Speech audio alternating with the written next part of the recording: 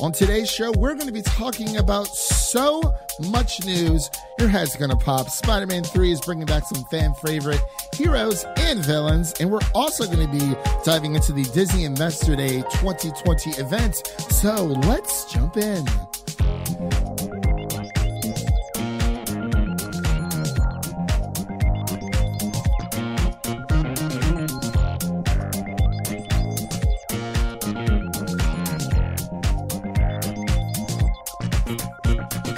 Hello, everyone, and welcome back to Film Optix, brought to you by the Drive-In Podcast Network, where each and every week we bring you the headline hot takes of entertainment news. I'm your host, Christian, and of course, each and every week we are talking about the world of film, TV, and everything pop culture related. And as always, I'm joined by my co-host and my good friend, Devin. How are you doing today? I'm doing good. It's Friday. We've been recorded on Friday in a long time. Yeah, man, it's a nice little Friday. You got what, 2 weeks till Christmas? It's going along swimmingly. In a crazy week. Yes, it has. It has been insane on my end. You know, this is my second podcast I'm recording today. If you haven't checked out our Game Awards, our 2020 Game Awards recap that I recorded with Zach, Brett, and Jared, that is up on the podcast now. So definitely check that out. And of course, we finally reviewed Mulan, so that's a lot of fun as well. So go ahead and check that out. And a little bit of housekeeping here, before we begin today's topics. But well, really, before we even get into that, you've been playing Cyberpunk, right? Yeah, I got about an hour in yesterday. Not too much. Not too much. Have you ran into any issues on your PC? Couple weird little glitches, but nothing crazy. Nothing like game breaking. Yeah, that's good. Yeah, I'm definitely gonna buy it. I just have to. I'm buying Christmas presents for people right now, so that's where my priorities are lying. But yes, this is if you're listening, you know the Game Awards have already happened. Of course, this is actually dropping on Saturday. We are recording this as of Thursday. Had to move a little bit of things around, but hey, that's all right. It's all good to go. But of course, now for the housekeeping. You can listen to this podcast on Apple Podcasts, Spotify, Stitcher, Google Play, Red Circle, TuneIn, iHeart Radio, and of course, you can follow us on social media on Twitter and Instagram. I was going to say Twitter and Film Optix. Imagine that. Yes, follow us on Twitter and Instagram at Film Optix. That is Optics with an X. So we have a little bit of there was actually a lot to get through, and that's why I kind of we broke up the Game Awards, and now of course this will mainly be for like the Disney's Investor Day that happened on yesterday on Thursday, and of course our main headline for this podcast actually isn't what happened in Disney for the Investors Day recap, but what happened prior. So we're going to get into a little bit of comic book news there for you guys. Of course, the headline today is Spider-Man 3 is officially bringing back Alfred Molina as Dr. Octopus, Doc Ock. And of course, past Peter Parkers will be in the film as well. Of course, so that means we have Tobey Maguire and we have Andrew Garfield. And of course, and I believe Kirsten Dunst might be making an appearance. Is that right, Devin? Yeah, it's a possibility. And Emma Stone as well. So what is your take about this news? Because I personally feel I'm excited. Don't get me wrong. I'm very excited that all this is happening, but I feel like this movie's going to be too suffocating. You know what I mean? Yeah. I don't really have that fear just because I feel like most of these appearances will be just short, like Spider-Verse hellos, like. Mm-hmm. They'll just be in a different universe and they'll just say hi to Emma Stone or something. I think that's how a lot of it's going to go. So they won't be like main characters in the story very much. So I'm not too worried about that. And I'm definitely excited about Doc Ock because he was pretty great. So between Doc Ock and oh my gosh, The Green Goblin.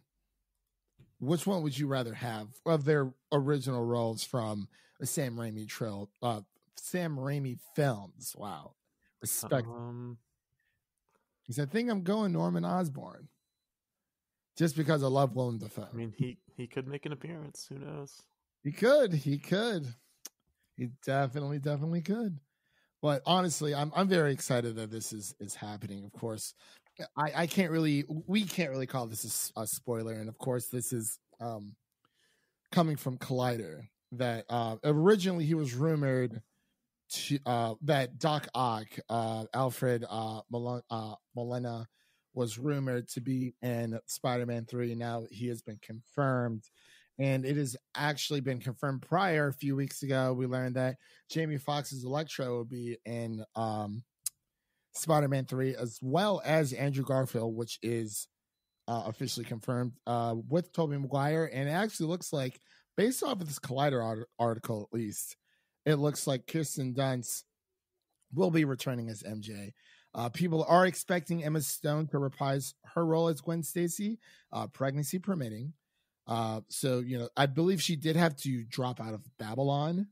I think that was, so that's pretty interesting, but I'm excited, but at the same time, I feel like, we already have these Spider-Verse movies and we're getting a second one. And I feel like they could have explored more of this within that, that movie franchise.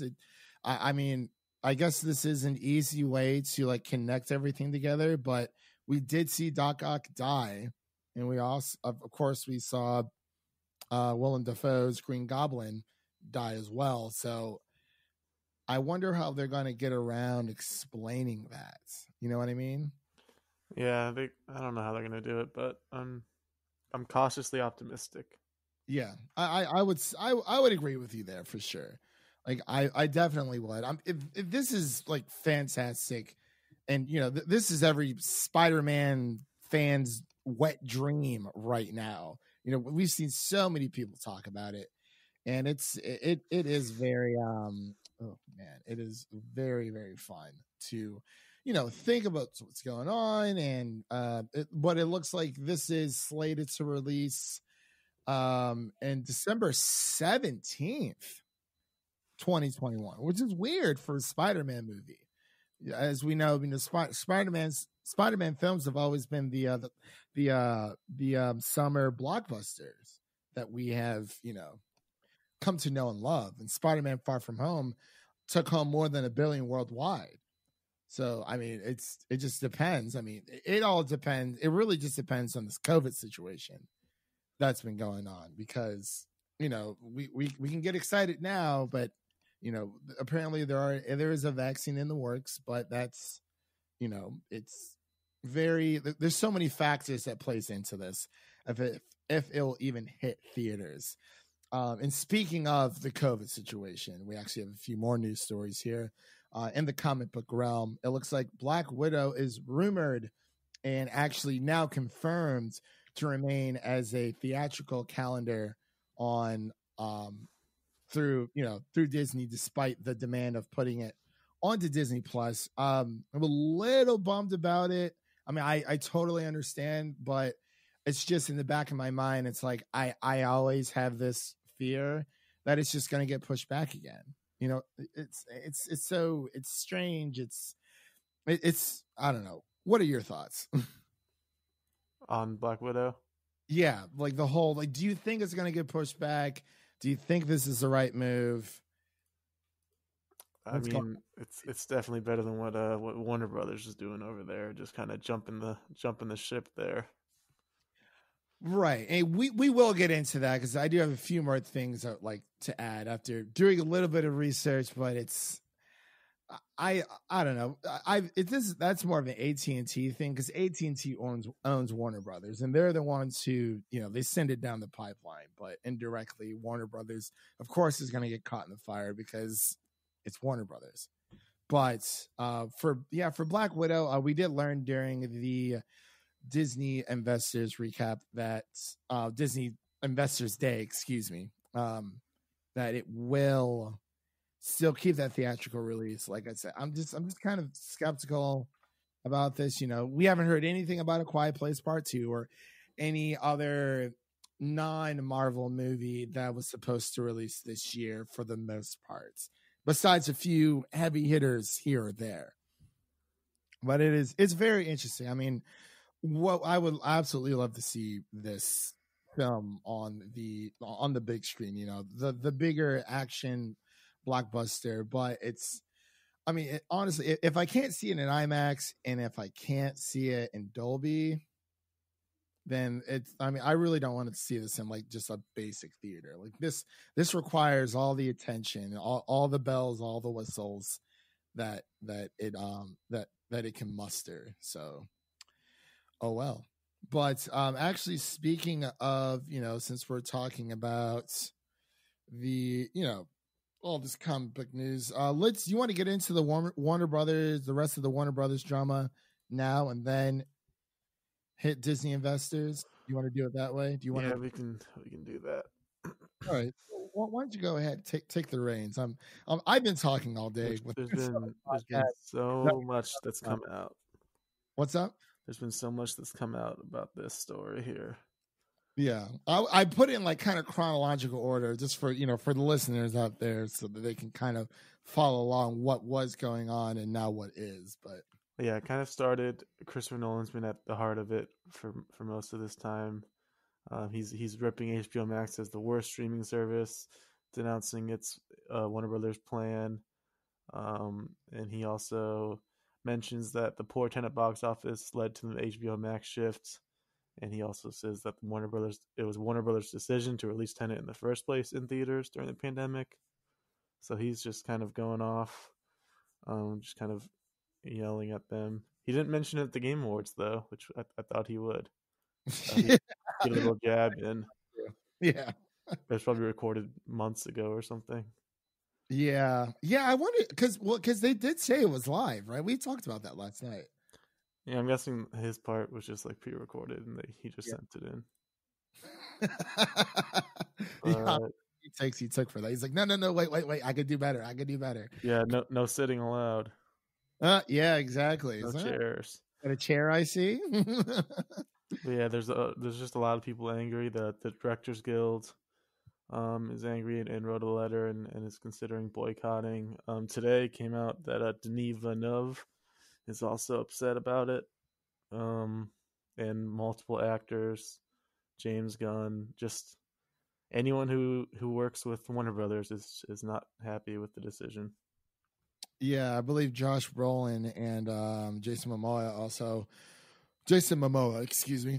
also said something about it, whether or not. And I mean, I understand. I know I've been a little vocal about this on Twitter, but I am for the idea of what Warner Brothers is trying to do with giving people the opportunity to choose between the theaters and watching the streaming services. I do not like the way, I don't like how reactionary they were about this. I wish they would have taken the time, like they, as they approached, Patty Jenkins and Gal Gadot, they got a little bit of extra cash there, but regardless, they talked to them about it beforehand, saying, hey, this film was supposed to come out last year. We pushed it back at least 6 times. We're worried it's going to be a bit stale because honestly, I feel like it was going to, for the most part. I feel like it was going to get a little bit stale there just because it's tiring of seeing, all these studios pump all this marketing into these films and then it doesn't come out. James Bond. And I'm not even a James Bond fan, but like this one looks really good and I was really interested to see it. And, Sony or whoever, they mustered up the more, they fired up the marketing machine, bandwagon, and it got delayed again. But I don't like how I don't like how AT&T, Warner Brothers, whoever you want to blame, I'm just going to say AT&T because AT&T does own Warner Brothers. And of course, this is classic, the higher ups don't get get hit with, all of the shrapnel that's going on. But I don't like how the company decided to just push this at the last minute. Obviously, I feel like it would have been better received with talking to them first about this prior.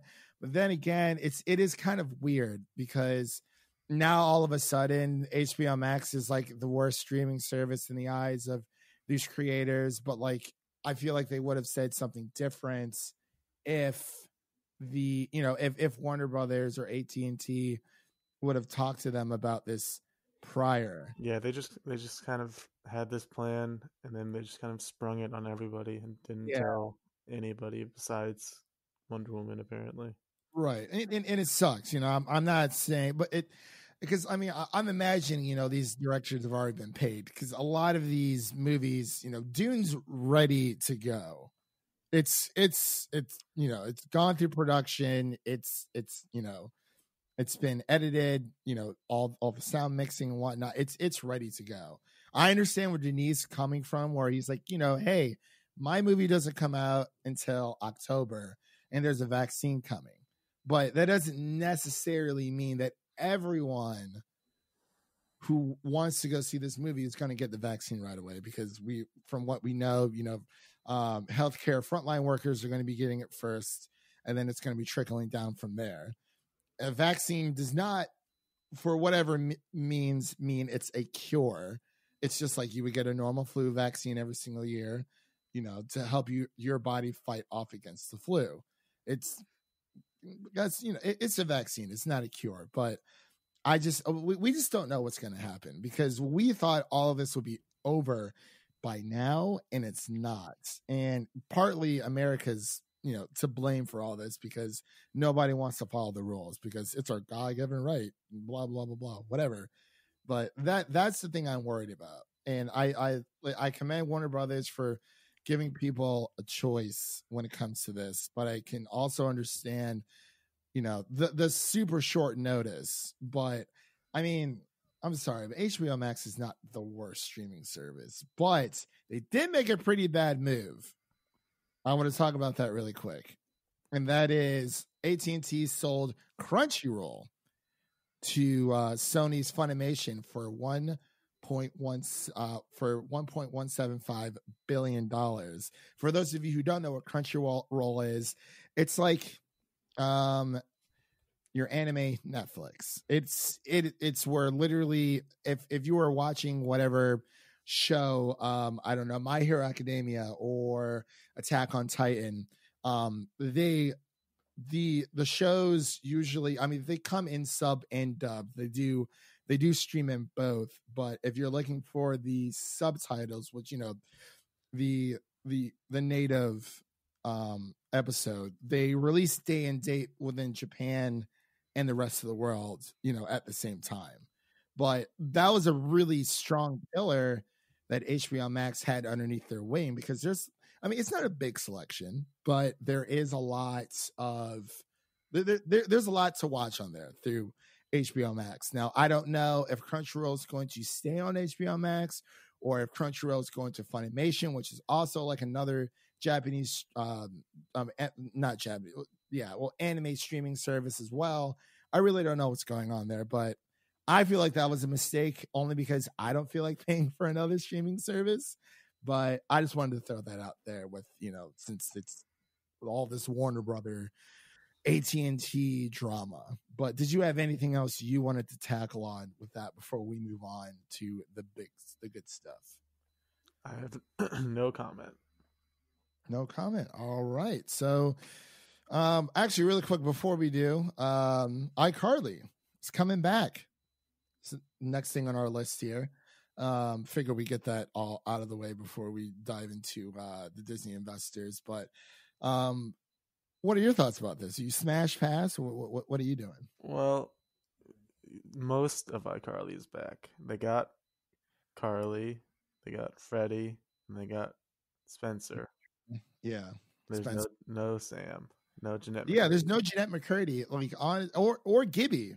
Like, yeah. I'm sorry, but like, if Jerry Trainer if it was just Miranda Cosgrove and Nathan Kress, I wouldn't care. But Jerry Trainer is hilarious, And no word on Jeanette McCurdy, like we said, and the guy who plays Gibby. I don't know his name. I do apologize. I mean, I feel like none of them really have much going on, so this is needed. Yeah, and I wonder where this is going to. Paramount Plus. Excuse me. Sure. I'm really tired of this whole Plus thing. This comes from TV Line, by the way. Started following them on Twitter.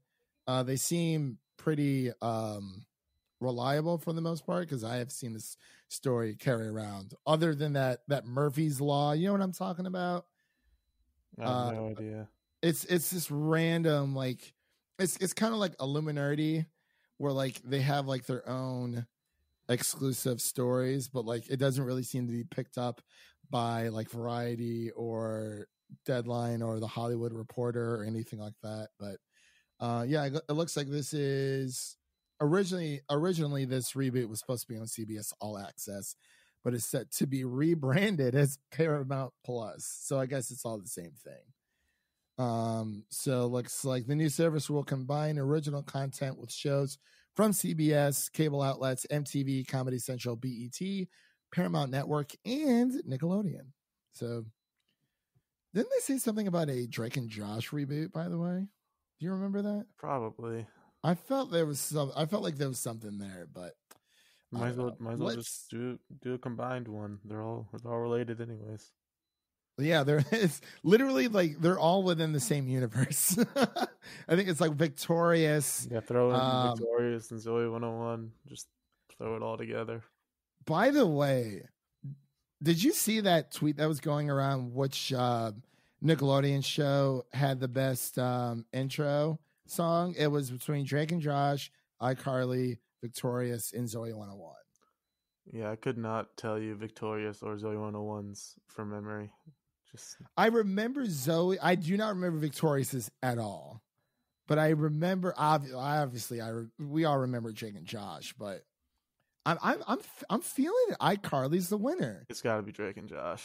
No, by far. No. Well, Drake Bell wrote both songs, so it's like I don't like Drake Campana. What is that? He changed his name. And did he really? Shut up. Spanish singer now. Did he? Are you serious? Yes. Are you pulling my leg? I would not. I gotta look this up. Oh my gosh! I'll look it up later. Campana. Oh no! Oh god. Anyway, so Drake Bell, yes. I would say iCarly is the winner because I remember both Drake and Josh and iCarly's theme song the best, and Zoe 101's a little bit. It's like ooh. It's more. Oh, that one was awful. Oh god. You just jarred that back into my memory. But I'm telling you, I honestly think iCarly is the winner. It has the most. It's the most versatile out of the three. I mean, 4. Sorry, but I don't know. I would say iCarly number 1, and then Drake and Josh is definitely a close second, like not far behind whatsoever. But Devin, it's time to get into this nitty gritty of all the juices, the cream of the crop. Even though this isn't like the main headline, because I already made the thumbnail, and I'm not making another one because the one we have I think is really, really good with all the Spider-Men. It's still Disney related. But for those of you who don't know, the 2020 Disney Investors Day happened yesterday on Thursday. I don't think anybody expected to get this much information. Yeah, like I mean, honestly, it's investors. This is like as soon as they announced this, I felt like this is like the equivalent to what PlayStation would do during like the very beginning of like the PlayStation 5. It's like all the technical jargon that like casual gamers or just gamers in general just don't care about because they obviously just care about the games. But it's more like the behind the scenes. It's like an event that you are supposed to hold on. You're supposed to debut for your shareholders. And that's what I thought this was. But it looks like Disney just said, you know what? Screw it. We're going to combine, since we missed Comic-Con this year and we didn't do like our own, DC fandom events, which I think this is way better, by the way, for the most part, for the announcement it was just an overwhelming amount of announcements. But the stuff that we really cared about, I thought it was handled very well. But of course, Disney Investors Day 2020 finally it's hosted its event. The company has been muted for the majority of the year about its plans outside of for Disney Plus outside of 2020 until today or yesterday. So we're just going to kind of skim through some of the major reveals, the things that stick out to us. I'll start this first one off just with like some general direct consumer stuff. So it looks like Raya the Last Dragon, the new Disney animated feature film, will release both in theaters and through Disney Plus Premium Access on March 5th, I believe. Devin, what are your thoughts about this? So does that mean $30 like Mulan? I feel like it does. That's a pass. I'm more inclined to pay $30 for this than I was Mulan.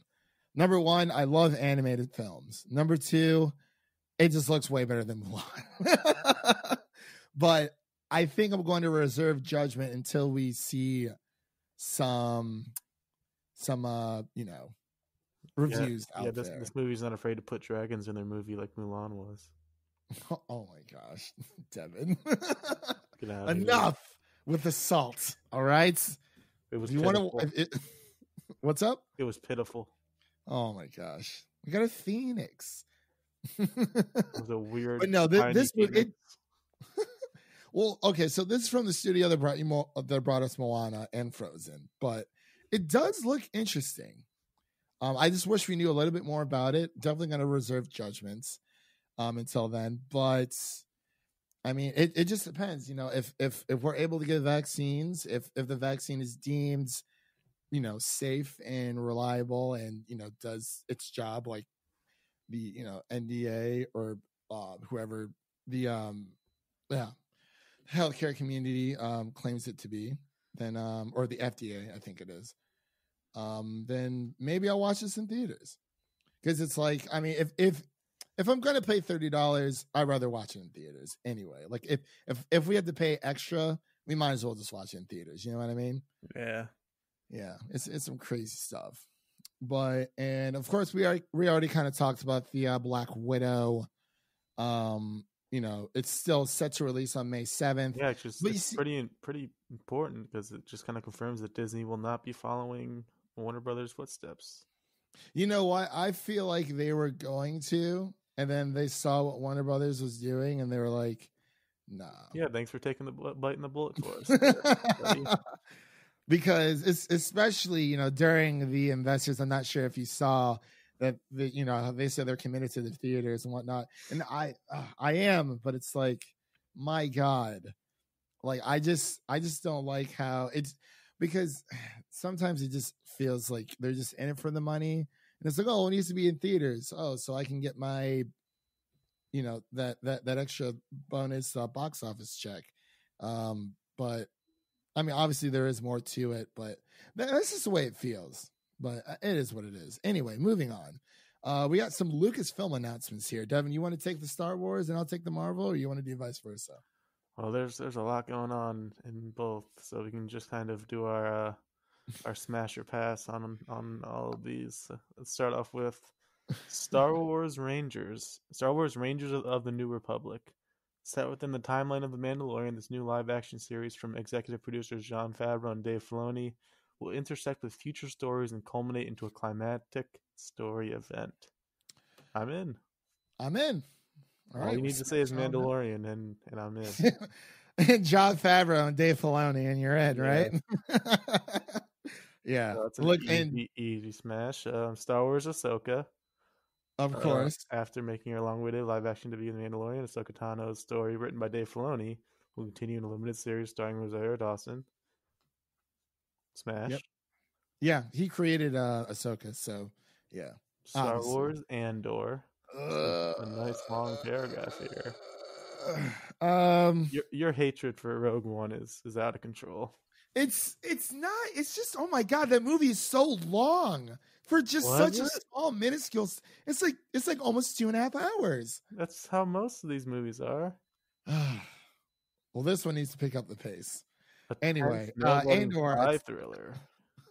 Yeah, it's a spy thriller. You know what? I just don't care. I mean, I'm smashed. It comes out in 2022 on Disney Plus.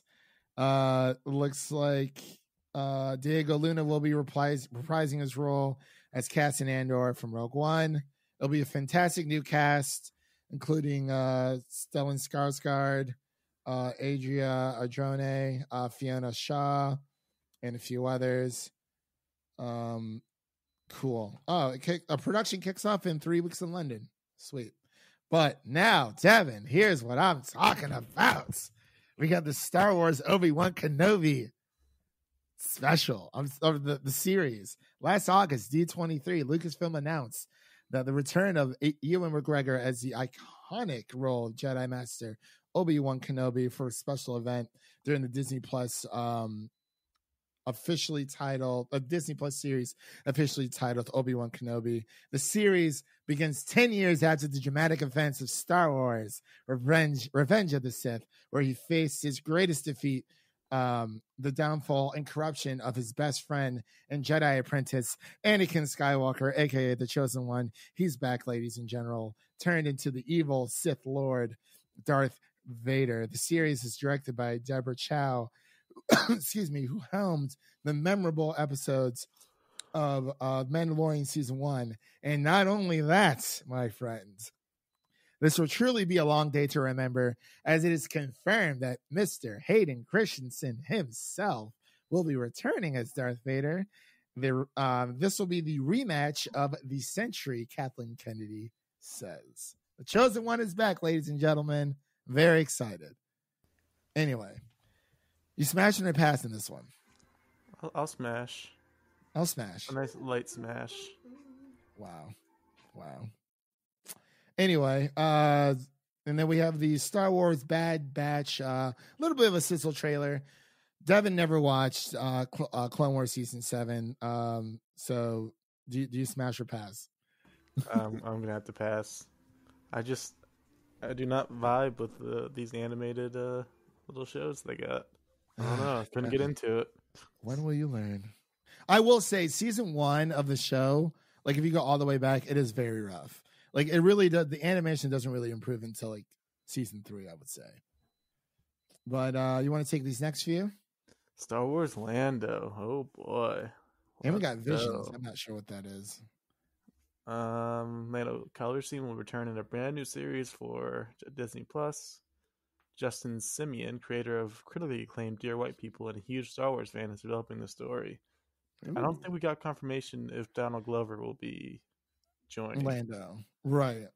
Yeah. But I really hope so. Yeah, I really hope so too. Then we get Star Wars The Acolyte. Creator of the series Russian Doll. I like that series. Brings the new Star Wars series to Disney Plus. It's a mystery thriller that will take the audience into a galaxy of shadowy secrets and emerging dark side powers in the final days of the High Republic area. It sounds interesting. I think this is the show that is supposed to set off 300 years before the events of Phantom Menace, which, for those of you who don't know, Star Wars Knights of the Old Republic 1 and 2, I think that was either 500 or 1,000 years before the events. I can't really remember, but Disney made that non-canon anyway.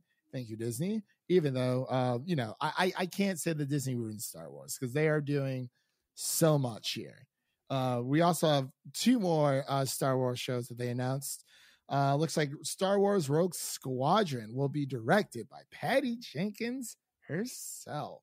The story will introduce a new generation of starfighter pilots as they earn their wings and risk their lives in a bounty-pushing high-speed thrill ride, and move the saga into the future era of the galaxy. So I'm assuming this will probably happen after the events of Rise of Skywalker.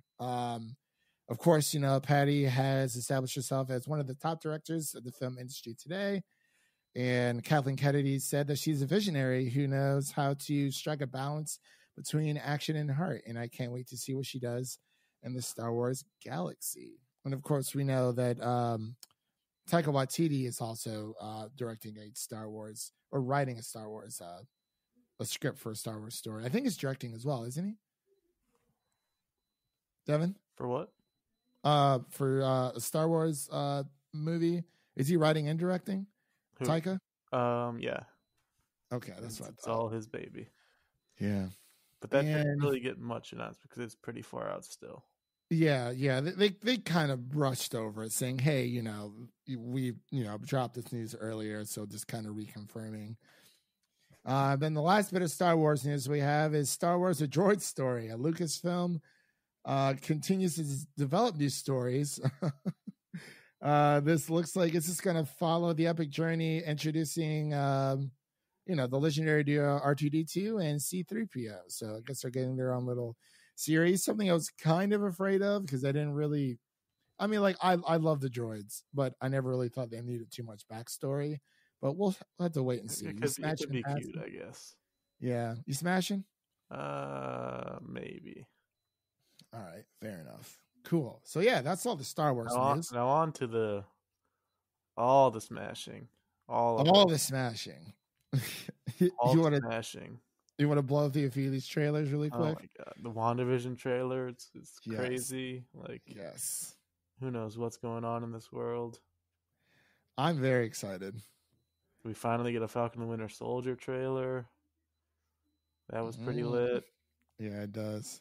What did you think of the Loki trailer? That blew the other ones out of the water. It looks so good. I knew Loki. People kept sleeping on Loki. I was like, listen, he's like time hopping. He's like committing crimes everywhere. It's got Owen Wilson with gray hair. It's crazy. Yeah. And we got our first little sneak peek at Miss Marvel. We saw a little bit of her auditioning tapes. Of course, they did that over Zoom, and she was thrilled. It's also been confirmed that she will star in Captain Marvel 2. Now, on to one of my favorites of the What If, the Marvel What If Disney Plus original, which I'm very excited for, but I feel I'm like not sure they showed much new footage in this, but it does look cool. I wonder if these are going to be at least 20 to 24-minute episodes, or are they going to be shorts? Because I'm hoping they're at least 24 to 30-minute episodes. Probably. That's what I'm hoping. Because they did say a lot of people will be reprising the roles. And, of course, Chadwick Boseman. This is technically Chadwick Boseman's final performance. Of course, he did one for Ma Rainey's Black Bottom on Netflix, and The Five Bloods were his previous last two, but I believe this is his final performance that they've recorded, that he's done before his passing. So that one looks really, really cool. The animation looks odd, but I kind of dig it. It looks pretty crisp. Yeah, it will definitely grow on me. You smashing or passing this one, Devin? Definitely smashing. All right, yeah, this. It's the whole trailer itself. It looks so. They go into in depth. There was a really cool shot with Doctor Strange and look like he's firebending or something. I was like, whoa, that's awesome. But yeah, do you want to tackle? We have a few more Marvel announcements here, and then we'll wrap up for today's episode. But we can kind of blow through the rest of these really quick, because I'm assuming these are all going to be smashing. Yeah, Doctor Strange Multiverse of Madness coming March 25th, 2022. And then there's so much in 2021. Shang-Chi July 9th, 2021. Ms. Marvel 2021. I don't know what year Captain Marvel 2 is, but I think that's 2022. I believe they did move some dates around with Thor Love and Thunder as well. Eternals is November 2021. Is Hawkeye's 2021? You know what? I'm not entirely sure. We'll have to double check on that one. But anyways, we got Hawkeye coming with Haley Steinfeld, of course, finally officially confirmed. And Florence Pugh, pew, pew, pew, pew, pew. And they also announced Catherine Newton, that actress who's playing Cassie Lang. They announced that Yeah. casting. Mm-hmm. We got She-Hulk with Tatiana Maslany and Mark Ruffalo. It's official now because she denied it a while ago. She was being cheeky. Yeah. But it's nice to confirm Mark Ruffalo is going to be in it officially. Yeah, for sure. And Secret Invasion, that was a big surprise. It's the Nick Fury TV show that was rumored a few weeks ago. Yeah, I remember that. So it's him and Talos teaming up again. He was so good. That's gonna be good. Hopefully, we'll get Ben Mendelsohn. I guess this next one is probably the most controversial of all of them. Ironheart is an original series about the creator of the most advanced suit of armor since Iron Man, which is Riri Williams, which I guess is a controversial comic figure. We don't know anything about that, but she sounds cool to me. Yeah. Then we get Armor Wars. A little bit of a surprise here. They give our buddy Don Cheadle some love. Yeah, I think this is supposed to be like his show, isn't it? Yeah, essentially, his series. It's about the creator of a classic Marvel story about Tony Stark's worst fear coming true. Don Cheadle. What do you think that is? And we got Guardians of the Galaxy holiday special coming to Disney Plus 2022, and I Am Groot. This is series with Baby Groot shorts coming to Disney Plus. I just need all the Guardians content. Just give me all of it. And of course, we have a Black Panther. It's coming to theaters July 8th, 2022. Marvel did confirm that Chadwick Boseman will not. They will not recast him. Understandably, and it's even if they were to find someone who's kind of like him but not quite, it's that's just hard to replace. So I feel like there might be some kind of obviously off-screen event that would happen that possibly that his character Black Panther would have passed away off-screen or something. I really don't know how they're going to handle that. I feel like it just has to be Shuri taking over, despite her weird vaccination views. I forgot about that. And then the cream of the crop. The mic drop. The mic drop. John Watts is directing a Fantastic Four film. So they got the director of the Spider-Man movies. Two of the best ones. We have that proud stance. Two of the best Spider-Man movies. Sam Raimi? No, John Watts. About who? John Watts. Oh, John Watts. I'm sorry. Yeah, I was thinking Sam Raimi for Multiverse of Madness. I'm sorry. Yeah, John Watts. Yeah, he's killing it with Spider-Man. They're two of the funnier movies in the MCU, so we can kind of tell what route they're going with Fantastic Four. It won't be like all serious and weird like Fan Four stick. Yeah, a little more lighthearted. Yeah, there were a few others. Like there were a few other announcements.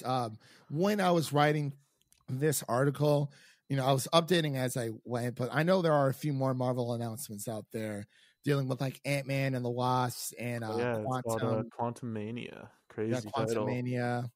I think there's a few others. And guys, we apologize. We try to keep up with as much news as we can. Of course, I don't think, Quantumania and Moon Knight, they kind of touched on that as well. But I don't know when that's coming out. So they kind of touched on that. Thor Love and Thunder got a new release date. I can't remember what it was, though. I think it's 2022 as well. But, yeah, that pretty much covers everything I kind of wanted to cover over. Was there anything else you wanted to touch on really quick before we wrap up here? I think we're good. Good news week. Yeah. Also, really breaking news from earlier today. Game of Thrones spinoff House of Dragons will, set 300 years before the event of the original series. It looks like Matt Smith and Emma Darcy will play Daemon and Rhaena the Targaryen, while Olivia Cook will play Alicent Hightower. For those of you who know, those people are. If you're not a Game of Thrones fan, I'm not going to go into it right now because I got to go. But just one last little thing. I don't want to hear anyone else saying that Disney ruined Star Wars ever.